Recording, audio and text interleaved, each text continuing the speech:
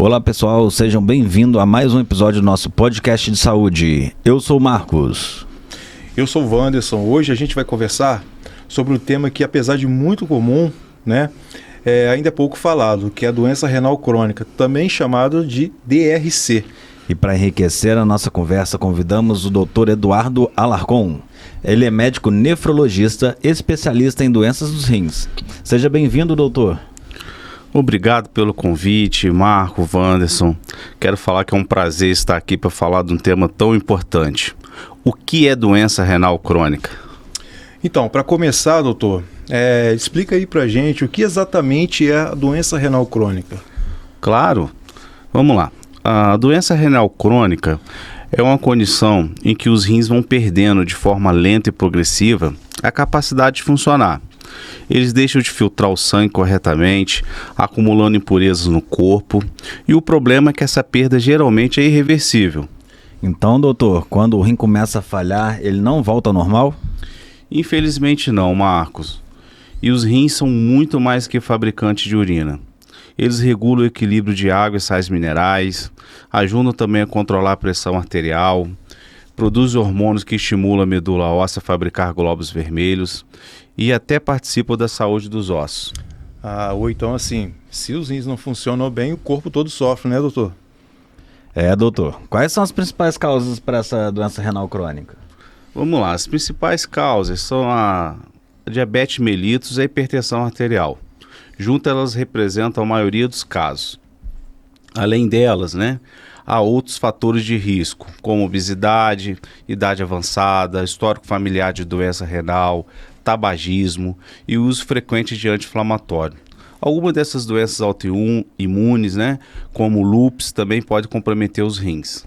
Então, se a pessoa, doutor, tem pressão alta ou diabetes, já precisa ligar um sinal de alerta, né? Exatamente, Wanderson.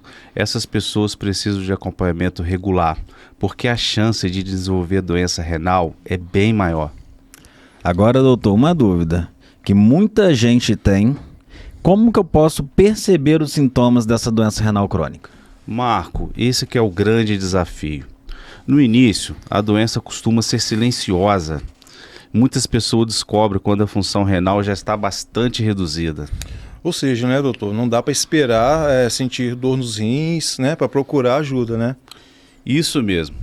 Mas em fases mais avançadas, aparecem sinais como inchaço nos pés, tornozelos e até mesmo no rosto, cansaço, vai aparecer fraquezas constantes, alterações na urina, como espuma, sangue ou diminuição do volume. Pode apresentar náuseas, perdas de apetite, coceira e pele seca, pressão alta difícil controlar. Ou seja, sintomas que podem até ser confundidos com outras doenças. E doutor, você falou espuma na urina? Ter espuma diz que eu tenho essa DRC? Vamos lá. Não exatamente espuma na urina pode ser normal, mas se for frequente e persistente, pode indicar problema nos rins ou outra condição de saúde. Nesses casos, exames de urina e avaliação médica são necessários. Por isso os exames de rotina, Marcos, são fundamentais. Muita gente já reparou que às vezes a urina sai como espuma. E na maioria das vezes isso não é sinal de doença. E acontece por motivos simples. Vou dar alguns exemplos. Força de jato urinário, quando a urina sai muito forte, bate no vaso sanitário e forma aquela espuma. Como acontece quando abrimos a torneira, com muita pressão. Resíduos de produtos de limpeza, como sabão, desinfetante no vaso, pode reagir com a urina e formar espuma. Pouca hidratação, urina mais concentrada, pode formar aquelas bolhas. Mas, no entanto, se a espuma aparece sempre e não desaparece rapidamente, aí pode indicar que precisa ser investigado. Aí a gente vai investigar a perda de proteínas pela urina, uma proteinúria, que pode estar ligada às doenças dos rins, presença de açúcar na urina, que pode ocorrer em pessoas com diabetes controlada, infecções urinárias e que em alguns casos pode causar alterações na urina. Então, falando em exames, doutor, como se faz então o diagnóstico da doença renal crônica? Wanderson, o diagnóstico é feito principalmente com exames de sangue e urina.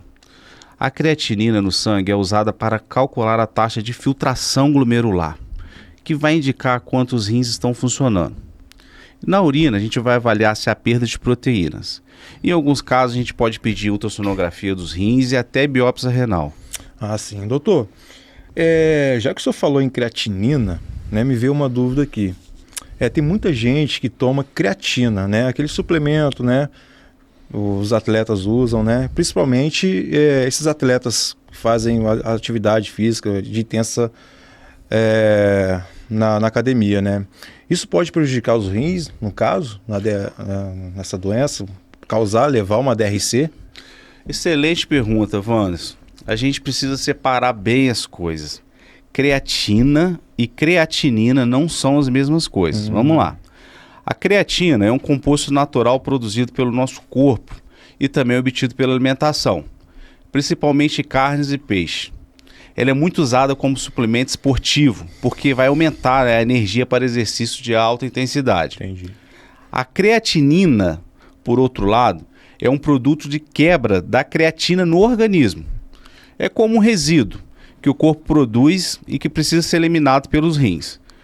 Por isso, medimos a creatinina no sangue para avaliar a função renal. Ah, doutor, então quer dizer que tomar creatina como suplemento vai aumentar a creatinina no meu sangue? Isso aí, Marco, pode aumentar um pouco, mas isso não vai significar que necessariamente que o rim está doente. É um aumento falso positivo que pode confundir os exames. A creatina em si, quando a gente usa ela em doses adequadas por pessoas saudáveis, não costuma causar lesão renal. Mas, doutor, e quem já tem problema nos rins, como é que fica nesse caso? Aí que é a diferença. As pessoas que já têm doença renal crônica não devem usar creatinina sem orientação médica. Isso é muito importante, porque os rins já estão sobrecarregados. Além disso, qualquer suplemento deve ser discutido com o médico, de preferência acompanhado por um nutricionista. Ou seja, para quem é saudável, a creatinina pode ser segura. Mas quem tem risco ou histórico de doença renal precisa ter atenção redobrada, né, doutor? Isso aí, Marco, exatamente. A informação é fundamental, né, para a gente evitar confusões e até diagnósticos errados. E quando a doença é confirmada, o que o paciente pode fazer? Aí vai depender do estágio da doença.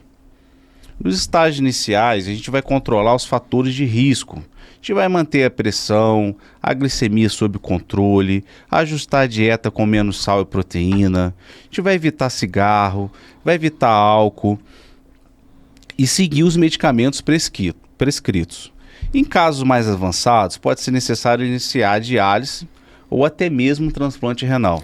Ou seja, né, doutor, quanto antes for descoberto, maiores chances de controlar e evitar complicações como essa, né? Perfeito. Detectar cedo, que vai fazer toda a diferença. Agora, doutor, vamos falar de prevenção? O que cada um de nós pode fazer no dia a dia para cuidar melhor dos rins? Marco, a prevenção é simples e eficaz. Como, por exemplo, beber água regularmente, sem exagero e sem falta.